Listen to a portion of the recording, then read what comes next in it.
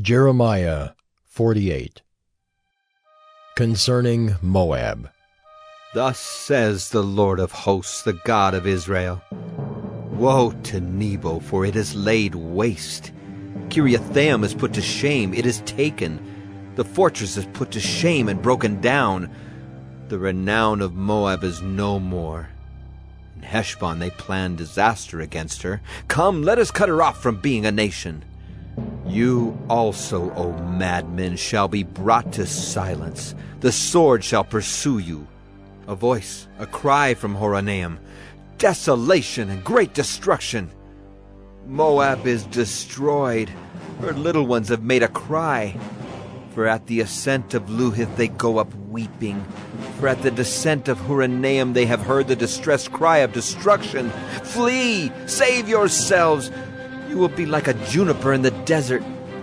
For because you trusted in your works and your treasures, you also shall be taken. And Chemosh shall go into exile with his priests and his officials. The destroyer shall come upon every city, and no city shall escape.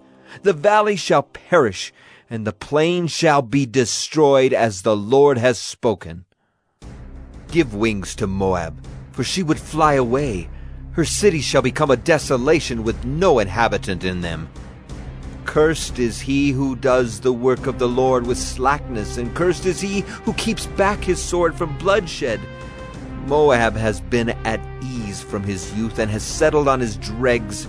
He has not been emptied from vessel to vessel, nor has he gone into exile. So his taste remains in him, and his scent is not changed.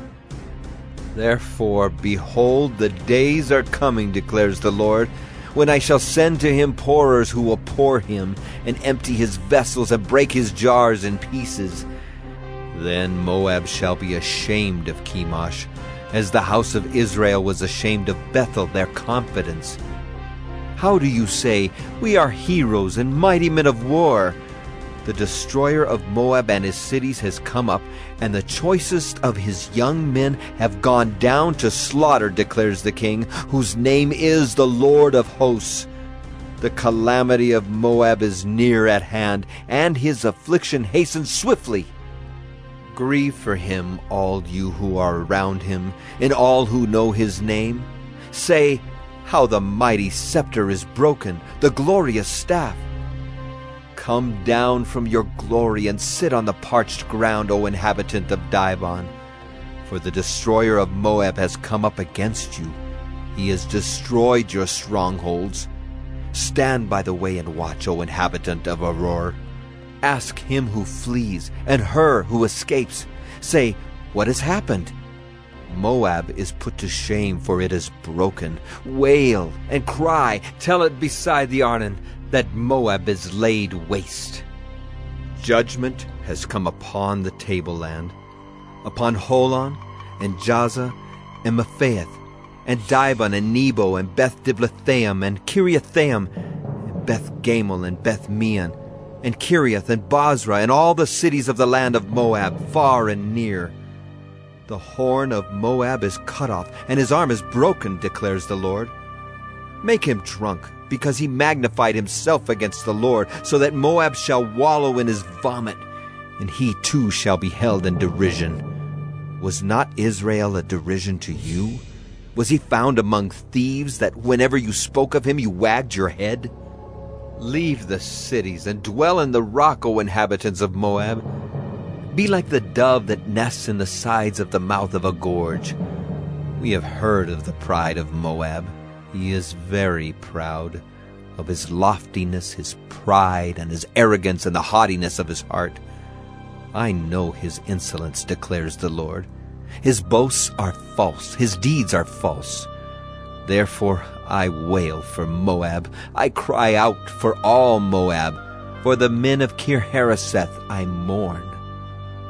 More than for Jazer I weep for you, O vine of Sibmah. Your branches passed over the sea, reached to the sea of Jazer. On your summer fruits and your grapes the destroyer has fallen. Gladness and joy have been taken away from the fruitful land of Moab. I have made the wine cease from the winepresses. No one treads them with shouts of joy. The shouting is not the shout of joy. From the outcry at Heshbon even to Elealeh, as far as Jahaz they utter their voice. From Zoar to Horonaim and Eglath-Shalishiah, for the waters of Nimrim also have become desolate. And I will bring to an end in Moab, declares the Lord, him who offers sacrifice in the high place and makes offerings to his God.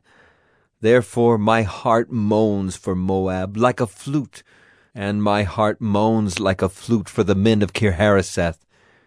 Therefore the riches they gained have perished. For every head is shaved and every beard cut off.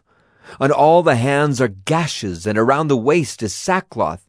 On all the housetops of Moab and in the squares there is nothing but lamentation, for I have broken Moab like a vessel, for which no one cares, declares the Lord. How it is broken! How they wail! How Moab has turned his back in shame! So Moab has become a derision and a horror to all that are around him. For thus says the Lord, Behold, one shall fly swiftly like an eagle and spread his wings against Moab.